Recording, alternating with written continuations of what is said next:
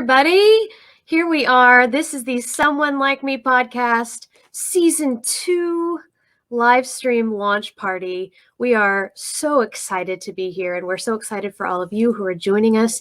It's a bit of a drizzly day here in Nashville, Tennessee, and so it's nice to be kind of cozied up, and we get to talk about all the things that are happening in this second season of Someone Like Me, the official In Slavery Tennessee podcast.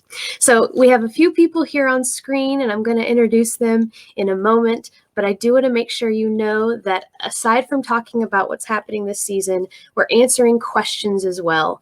And there are 2 people on this screen who are going to be very well versed in answering most any question you have about sex trafficking here in the United States, specifically in Tennessee. So let's start by introducing who we see on screen. First, in the bottom left-hand corner, we have Gregory Byerline, who has been the long-standing producer of this show. He came up with the show with Derry Smith, who is the founder of In Slavery Tennessee. And so, Gregory, we're so excited to have you here. He's going to tell us a bit about a really special episode that we're going to have this season. And then on the upper left-hand corner, we have Marissa Brownell, who's the executive producer. Marissa, would you tell us what you do at In Slavery Tennessee on a day-to-day basis? Sure. I am one of the care coordinators here. We are not called case managers. It's a little too clinical for us. So I'm care coordinator, but we do a lot of case management. I am specifically the CSEM specialist, which is commercially sexually exploited minors. So I work with all of our minor clients. I occasionally serve adult clients as well, but my main focus is on the youth. And I would say day to day, every day is a little different.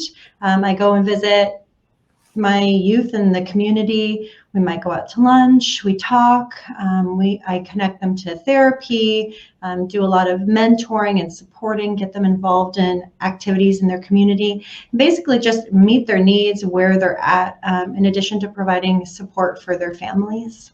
Awesome. Thanks, Marissa. And Stacy, tell us about what you do at In Slavery.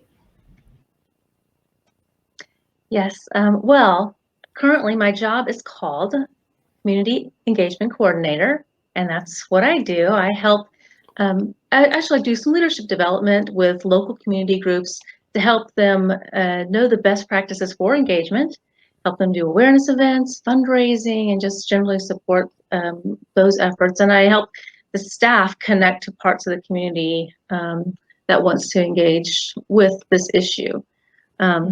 My background, I'm a social worker, and I have been a volunteer. I've been in that role as a volunteer community group leader for almost a decade. I've been a volunteer here, but I've only been on staff for a few months. That's great. I've seen a lot and I've done a lot. I love it. Yes. And between the 2 of you, I think you're a really fantastic team to help guide us through what this season looks like, because we have the direct service side. So we have someone who's working directly with the people who are being served by In Slavery. And then we have someone who's working on the people who are helping the people who are serving survivors. So grateful to have each of you. Before we go much further, we're going to start with a really fun exercise that we've actually been doing for each of our interviews. And it's based off of something Marissa does with her youth that she serves. So Marissa, tell us about what we're going to do. And then everybody watching, you're going to get to participate. And we're all going to kind of get to have a little icebreaker together. So go ahead, Marissa. Okay, I used to lead groups for minors. Right now, I'm not doing that anymore. We have somebody else that does that. But one of the favorite things that I would do is just an icebreaker was I would bring in these just like silly or thought-provoking would you rather questions. So we decided to start every podcast asking our guests a few would you rather questions just to kind of break the ice, get to know them a little bit, lighten the mood maybe. So I have a few for our team today. All right. Are you guys ready? Yes. Okay. Would you rather give up vacations for your life or never be able to own a pet for the rest of your life? Uh-oh. I'm gonna have to say pet. I'll answer this one. You pet. would give up the pet. No, sorry. No, okay, you choose the pet. I could not give up the pet. Sure. I That's could hard. give up the vacations. I am a huge animal lover, dog lover, goats, and love animals so much. Do you So, have goats? no, but I'm hoping to own a few goats sometime in the near future. I hope that for you too. Gregory, what are you thinking? Oh, unmute yourself. There you are. I am unmuted, I thought. I would give up vacations because I will not be without a dog. All right, Stacy. All right, I'm going to break the pattern here because while I do love my little pixie boo, which is my Yorkie Oh my poo. word. I know, it's very revealing. That's great. I do, but I'm also allergic to many animals. So, and I love to travel. And so I think I'd have to give up a pet. Okay. I might have to go team give up vacations. Our dog is, she's like our child. So I don't know. Dogs are people too. Dogs are people too. But I feel that, Stacy. I feel that. All right, Marissa, give us another one. Would you rather have skin that changes color based on your emotions, or have tattoos appear all over your body depicting what you did yesterday?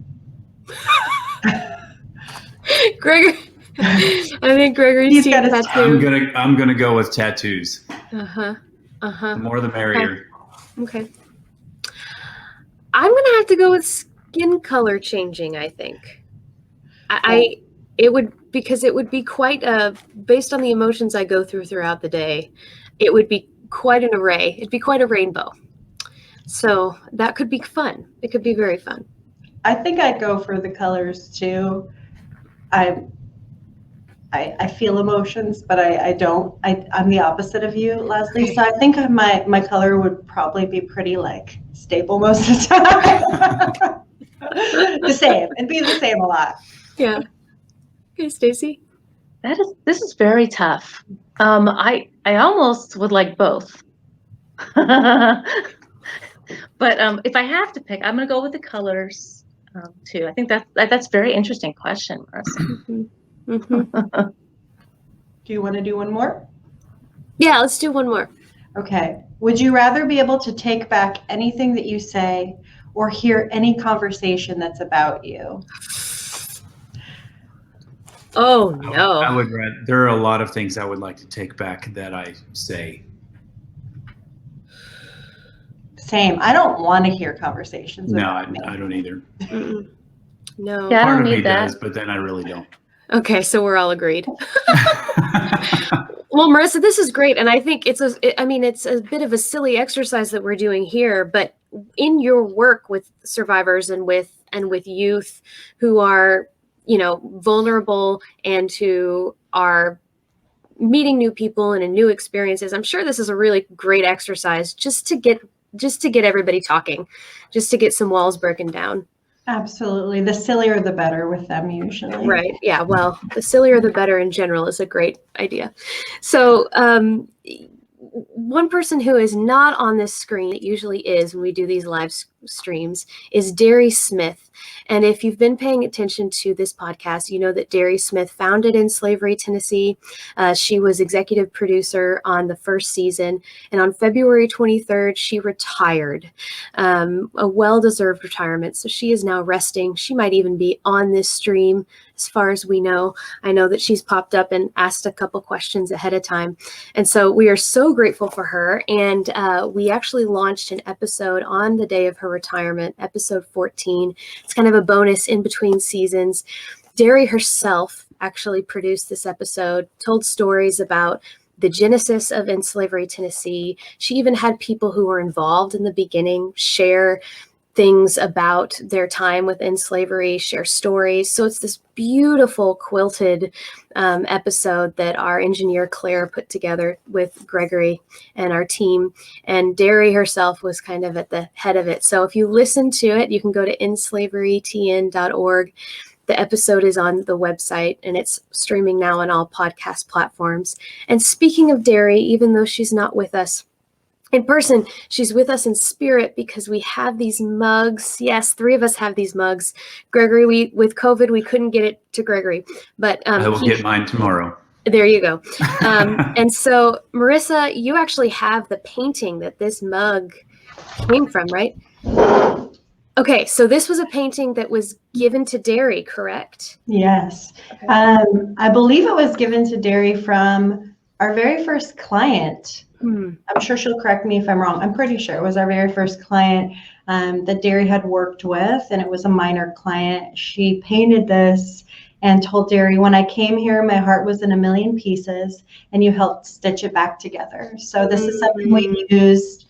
We have our mugs, and it's just, it's a great picture of what we strive to do for clients. Absolutely. And it's a great reminder that in all things, the first episode of this season, we're talking about trauma-informed care. And it's a really fantastic reminder of that in all things that In Slavery is doing, coming at it from a trauma-informed stance and position, including this podcast. And so when we set about to plan this second season, and with the idea that the whole reason this show exists is to share survivor stories, to give them a voice, to be able to give them a platform so they can share their story the way they want to without fearing that it's going to be manipulated or misconstrued. And so really that painting and it's a beautiful example of what it is that In Slavery Tennessee does. And we're actually going to give away one of these mugs. So if you are watching and you ask questions, our behind the scenes person, look at that wonderful ticker on the bottom. Well, you'll be contacted directly after the live stream by Caitlin, who is running the scenes behind all of this. She's fantastic. She's communications for In Slavery Tennessee. So ask questions, and then at the end of all of this, you might just get a mug. It's very exciting. So this show, like we said, was started with the purpose of telling survivor stories. In this new season, we're going to hear survivor stories in a lot of different ways. So Marissa and Stacy put this entire season together, kind of planned it on the front end for us. Could each of you kind of walk us through what the arc of this season looks like? Sure. At the very first episode, we are talking about trauma-informed care with Stacy, myself, our director of services, Kelsey Mize, and Caitlin Reed. We talk about what trauma-informed care is and why we are incorporating survivors in a different way this season. We're not having as many survivors on, but their voices are going to be carried throughout the season in lots of different ways. We do have a few survivors on this season, and we're building up. We do have Centoya Brown in the middle of the season as a survivor, and the first half of the episodes leading up to that interview are dealing with youth vulnerabilities. So we're interviewing with Stacia Freeman from Epic Girl, covering the juvenile justice system for minors, because the majority of our clients have come through the juvenile justice system. We are also talking to Bethany Christian Services. They are a foster agency. We talk a lot about foster care and how that is a real common denominator between the victims that we serve.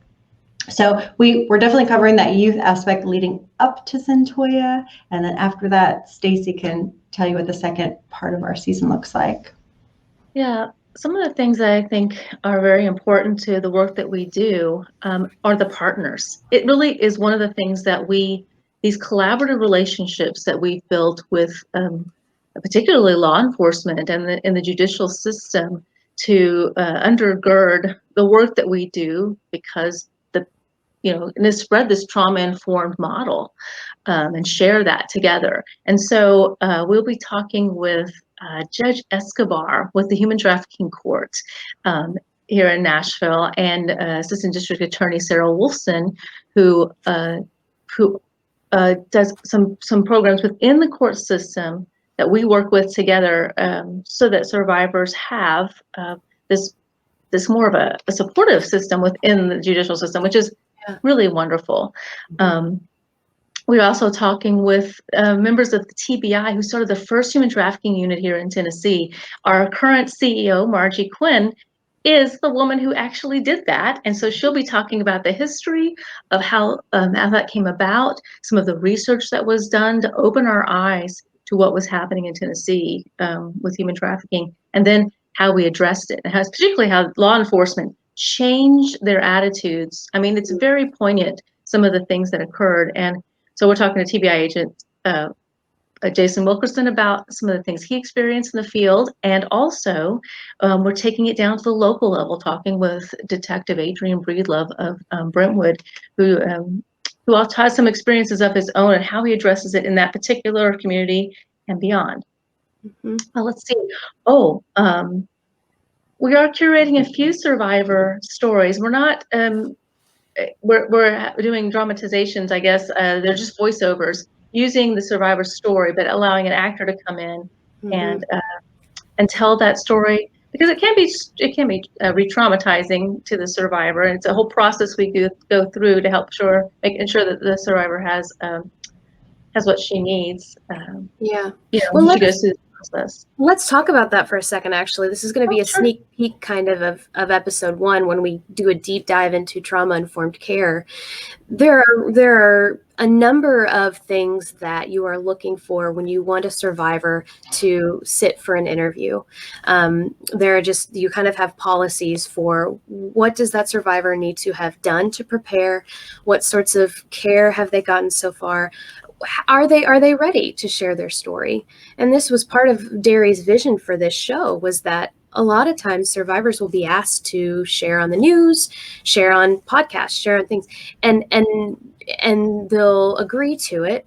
And then the questions that are asked are re-traumatizing, do bring up really difficult things that maybe they weren't ready to address yet. Or maybe they get through the interview and they realize, I don't know that I want that to be public, but the outlet runs with it anyway. So we do a very intentional thing with making sure, and again, this is a bit of a spoiler alert for the first episode, but we talk about the number of things that we go through to make sure a survivor is ready to share their story. And so if there aren't survivors that are ready for that just yet, then we may not be able to have a survivor sit down for an interview. However, you are often getting emails and correspondence from people who you're working with directly that are willing for someone else to share something they've written, right? And ways that end slavery has helped them that can help us better understand the issue. And so that's one thing that is going to be really important this season. And the other side to this podcast, the purpose of it is to educate people on the issue of human trafficking. So it is empowering survivors, but then it's also education. And this season is going to do a really deep dive into a number of pretty things that look really complicated that contribute to this issue, and getting a really good picture of what it looks like, from youth vulnerability to talking about adult issues and the court system, and how there are ways that the court is doing things to address trafficking.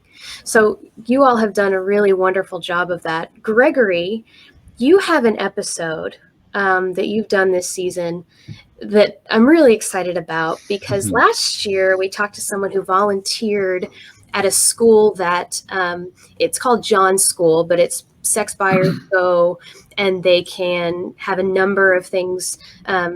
They sit through some sessions during the day to understand kind of the issue a little better. So we interviewed a volunteer for that school, but we actually have a sex buyer this season who came on to talk. You wanna talk about that for a second? Yeah, that was a really remarkable conversation. I'm deeply grateful for his honesty and his candor and his transparency.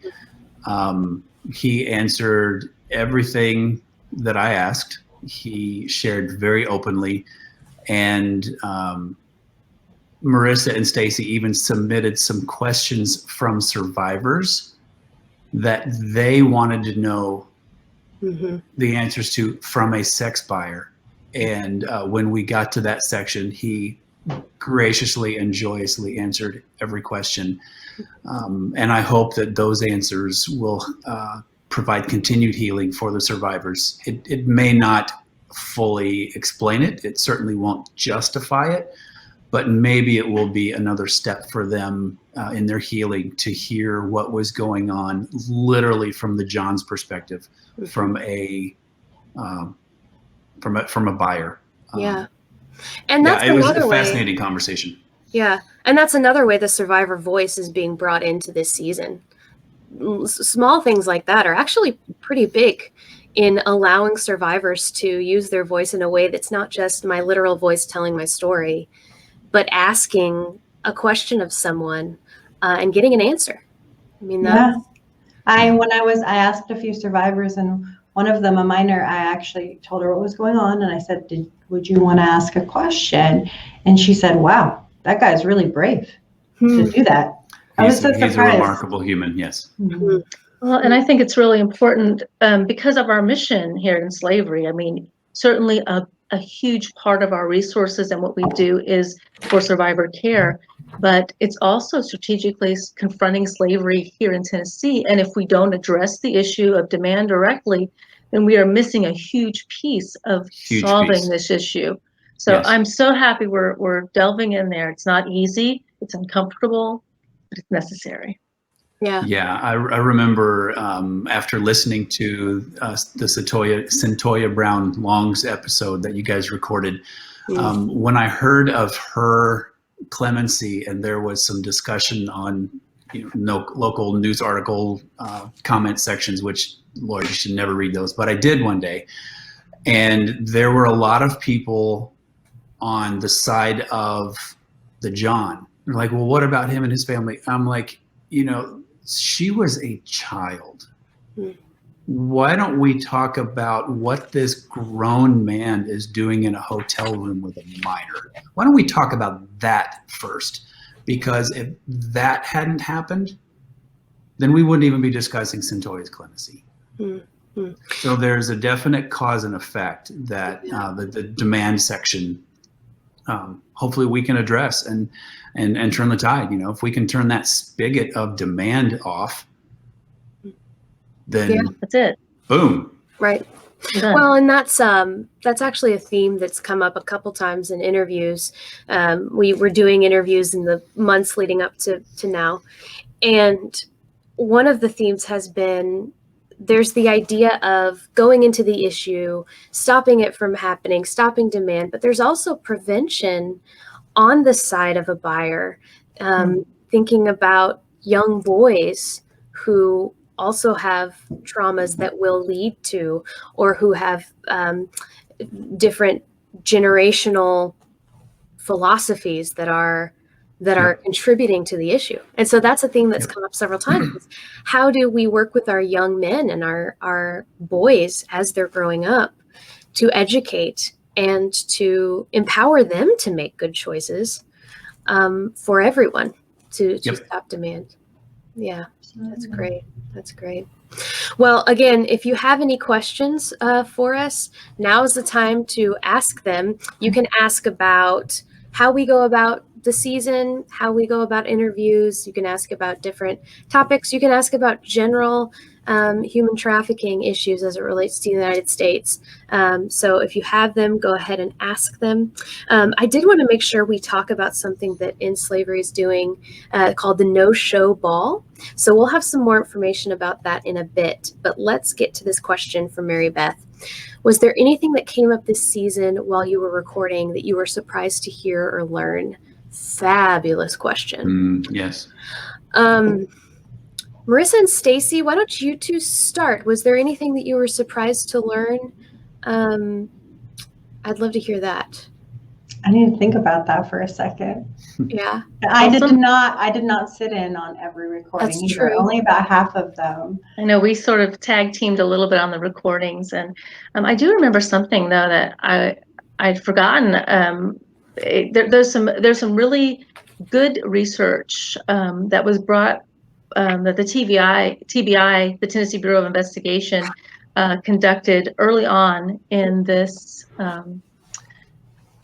when we began addressing human trafficking here in Tennessee directly, locally, and I didn't realize that our CEO, Margie, was a key person in developing that research, and it really set the stage for building the laws and addressing this directly. And I just forgot who. I mean, I'd read the research and I was like, oh wow, you did that. Oh, that's great. It's been so instrumental. Yeah. So that was a nice moment. Yeah. I thought of something in the Centoya Brown Long interview. She talked about what it looked like growing up for her.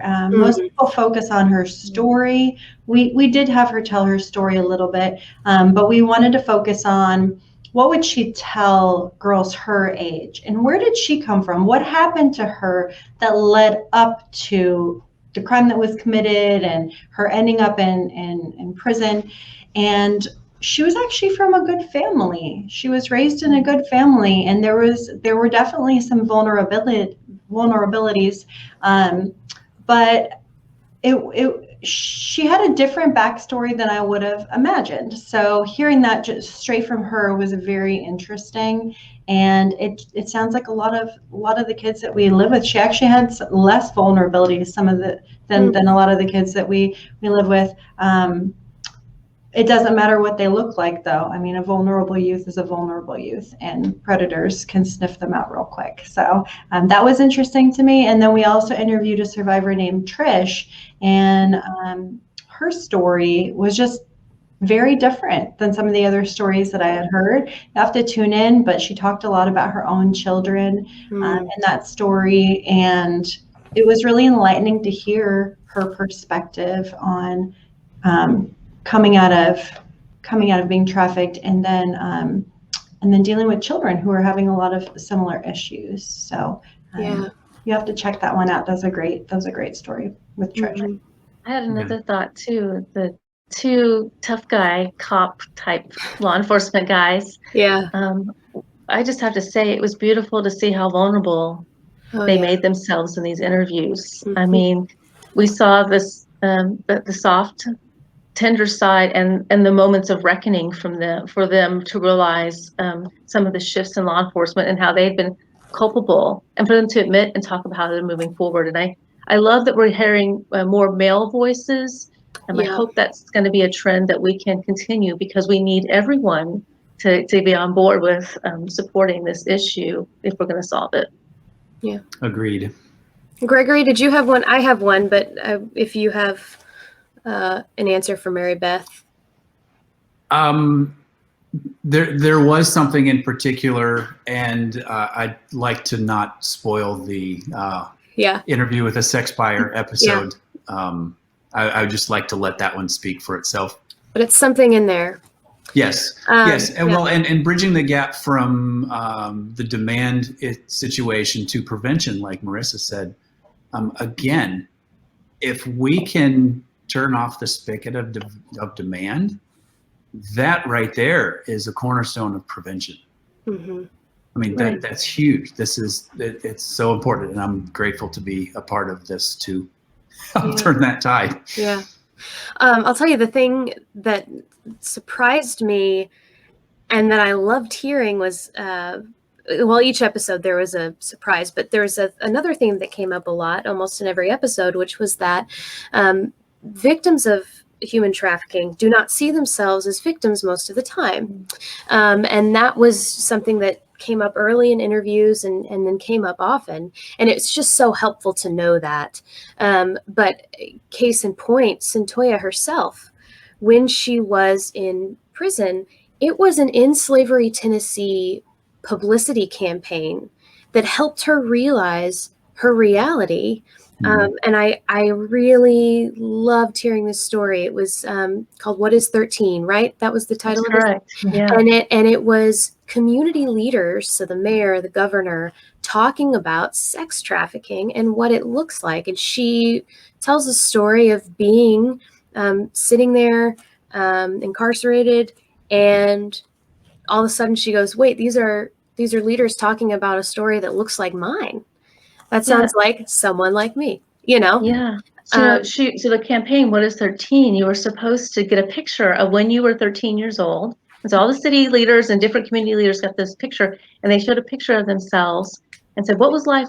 You were supposed to imagine, what was life like for you when you were 13? What did it look like? Yeah. And it was comparing and contrasting what it's like for someone who's vulnerable in human trafficking. Yes. Or it reminds us all that when we're 13, we're all pretty vulnerable. Yeah, and remind everyone what the significance of the number 13 is, or the age 13.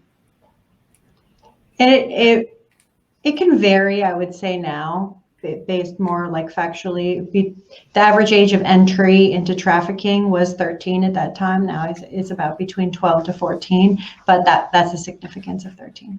Yeah, and similar to what we discussed in the demand issue in season 1, 13 is an average, which means there is younger. Yeah. So something to think about there too. Right.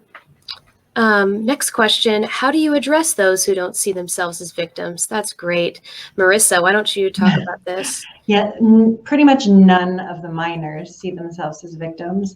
Sometimes the adults do because they've addressed it a couple times before coming to us. But I think that you educate, you teach. We do some prevention work. We have some curriculum that teaches them about exploitation. So we might show them that and work through that curriculum with them. And then a few months down the line, they might be like, you know what, that happened to me, and come to terms with that. I would say for a lot of the youth, I mean, I'll be working with them for maybe a year, and then they may say, yeah, okay, that did happen to me. But we don't push them to tell their story. They're usually referred to us from law enforcement or DCS, so we do know the background and that they qualify to get services from us. But most of the youth disagree. They're like, why am I here? I wasn't trafficked. So we try to teach them what the definition of being trafficked is, and just stand by them, encourage them, love them, support them, and teach them how people do prey upon them and use them and manipulate them. And more often than not, they will get to a place where they do see themselves as, I don't want to even say victim, but they would see themselves as, this is something that happened to them. Yeah. So we usually, we call the people that we work with survivors. Nobody wants to, carry around the victim label usually. So yeah, it just takes a little bit of time. Yeah. And I think you're right. The process is exactly what it is. It takes a minute to open your eyes to all the trauma. I mean, it's trauma. And what some of the things that we do to educate. I mean, and by the way, trafficking isn't often the first thing that presents in when we identify people who are vulnerable and have had these experiences. Sometimes it's theft, sometimes it's drugs, sometimes it's incarceration. And so these are some of the places that we're trying to address this. And we're actually developing now Leslie, I know you're involved with developing the modules for inside the prison systems that will help people. Some are especially for women in particular in prison, so that they can learn about what it looks like to be trafficked. And then instead of and so when as they're progressing in their incarceration, we can begin to provide services while they're there, and then further when they leave. So we're really trying to do our best to help identify as soon as we can, so that and prevention is the best. But it does take time, and it's a process, even for just us average people out there trying to understand this big complex issue. I think we see trafficking more than we recognize until our eyes are opened. Absolutely. One more thing I would just chime in and say, just speaking for on the client side, they need to feel safe. So we always try to establish just safety for them, safety plans. I'll just speak for the minor clients, they need to be in a safe place physically.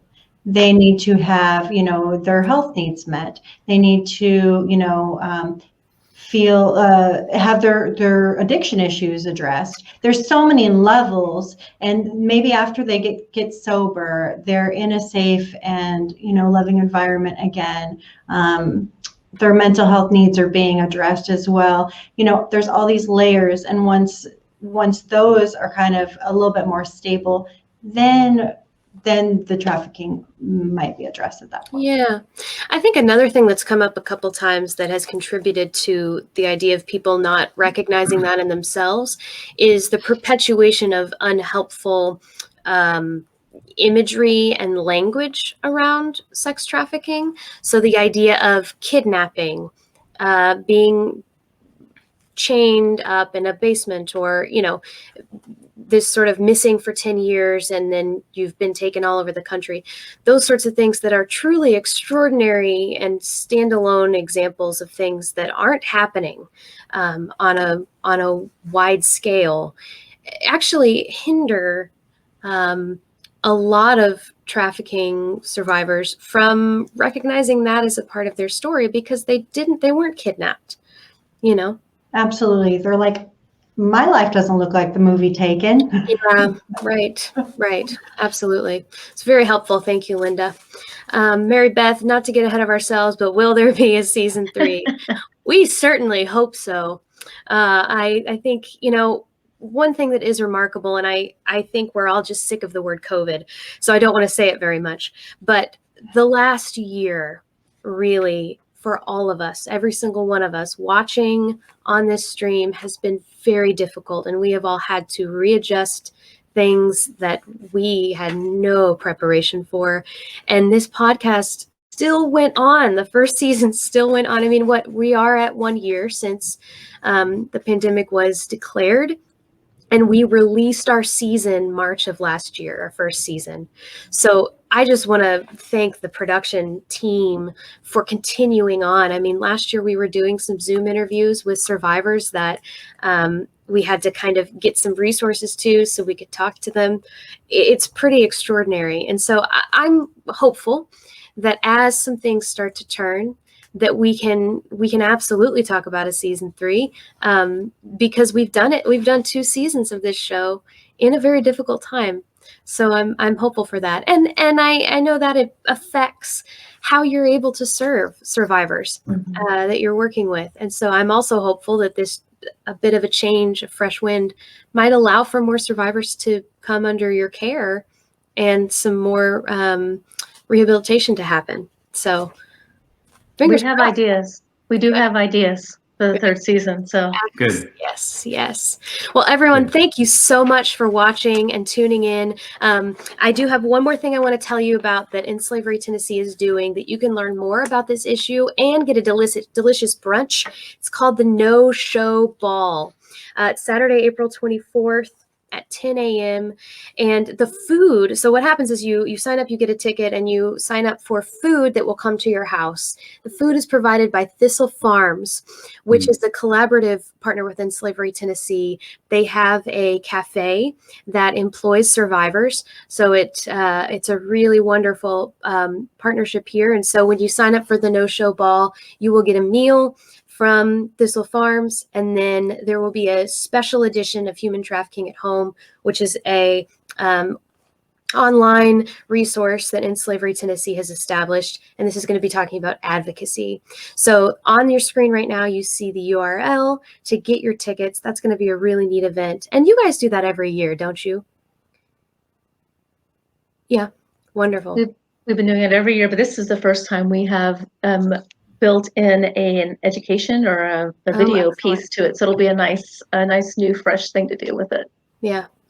Well, everyone. Thistle Farms food is amazing also. Yeah. Great partnership with a great organization. Yeah. Well, before we go, we have also asked each of our guests to share their why.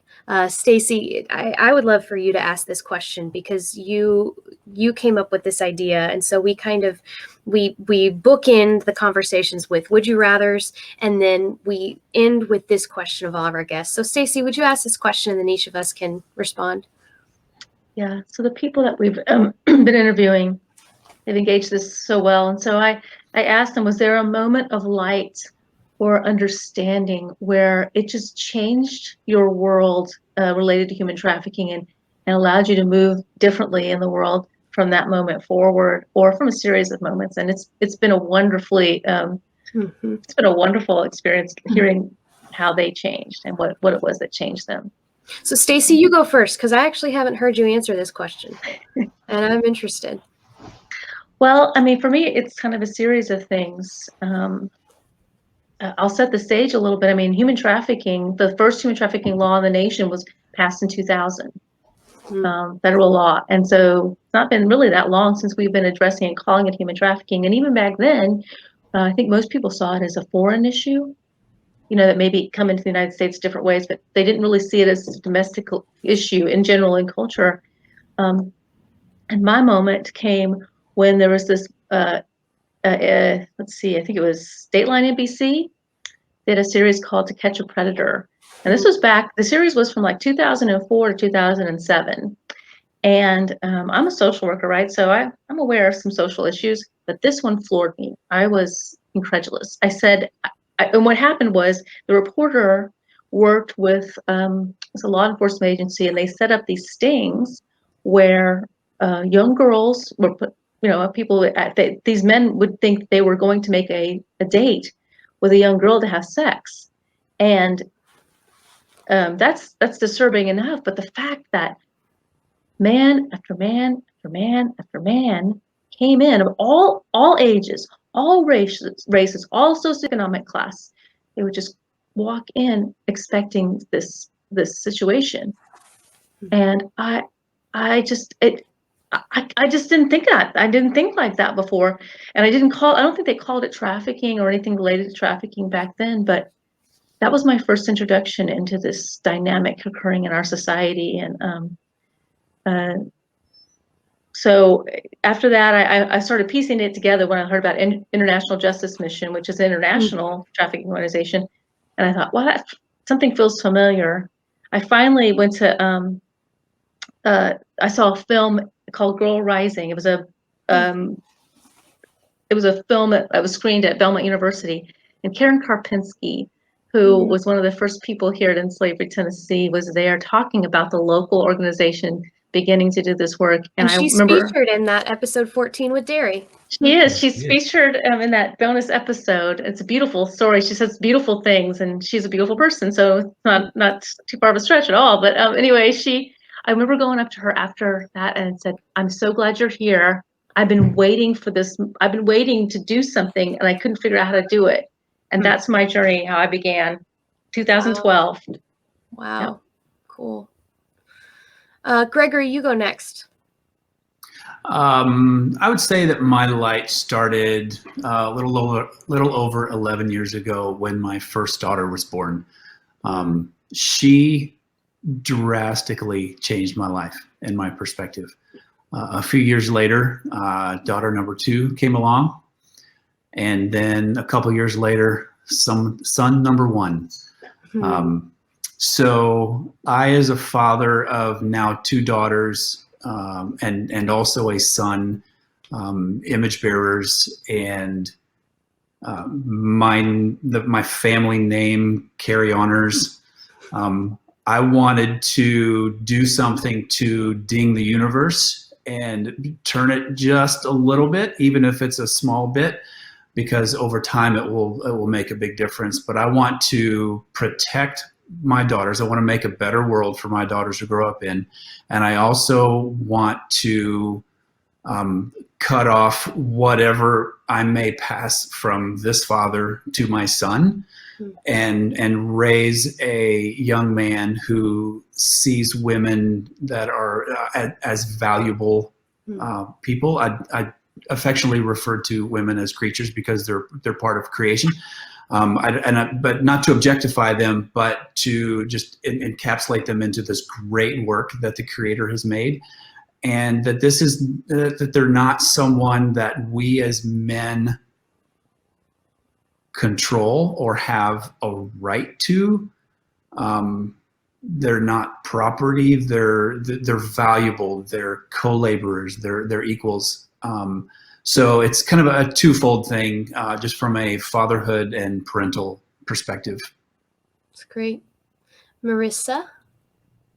Well, Stacy and I were talking about this earlier. I don't know if there is like one moment of light, but I will say in my former life, several years ago, I had a completely different career. I was an event coordinator, and I was just like very burnt out and feeling like there was no purpose in this. And I really have always been a very empathetic person and wanting to help. And I started to volunteer with kids that had been placed in DCS custody and put at a facility. They had nowhere to go. Like, no, they were waiting to be reunified with their family or to be placed in foster care. And so I started to volunteer there, and they said no one ever wants to volunteer with the teens. They all want to volunteer with the little kids. And I was like, okay, I'll volunteer with the teen girls. Okay. And I was literally like the only one that would go and volunteer with these teens. And I started building up relationships with these kids and just hearing about their backstories and just so much trauma and the broken homes. And my eyes were really opened, and they gravitated towards me. And I just kept going and kept going. And at the same time, I remember reading an article written by a survivor from Cambodia, and she was talking about the sex trade in Cambodia and the children that were being trafficked there. And I was just horrified by that. Like, I was having dreams about it, just couldn't stop thinking about it. And I started to just dive in and do a lot of research on human trafficking. And that's when I learned, like, this happens in our country. And it happens to most of the kids were like the kids that I was volunteering with. So I saw there was this intersect, and I'm like, oh my goodness, how many of these girls may have been affected by this, or it could possibly be prevented if someone would talk to them about this and educate them. So that intersect of the volunteering, then learning about the issue that was domestic, just sparked a fire in me, and I quit.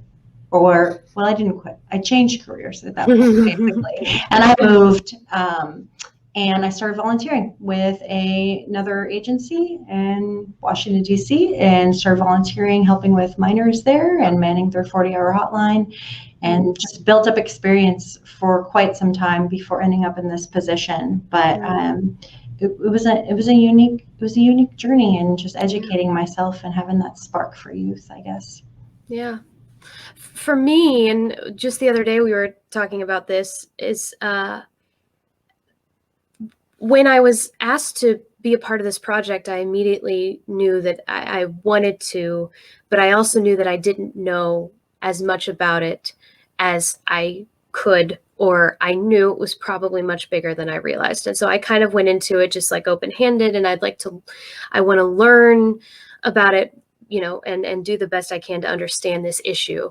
I don't know that I necessarily had Taken in my head, the movie, but I knew that there was more to the issue than I perhaps understood. And we had a day of survivor interviews, and hearing back-to-back stories of these women that when they were when they were little, I would have gone to school with them, and they would have been my classmates, and I wouldn't have had any idea. Not to say that, children that young need to be, fighting the issue or need to be aware, but it made me realize these are not extraordinary kidnapping events.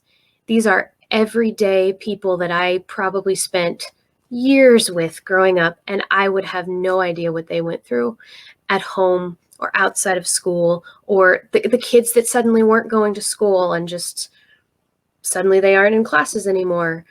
That could have been a part of their story. And I think that's really where it clicked for me in terms of what this looks like, and how do we need to be talking about it, and how do we educate people to be involved and to be aware, people who have children in school with these children. What sorts of things can you be looking for?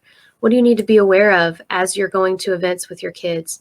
I think that was kind of my moment. The first round of survivor interviews really kind of, for any of us, for any situation, when you meet people who have gone through something, it becomes your issue. It becomes a human issue, and it humanizes the issue.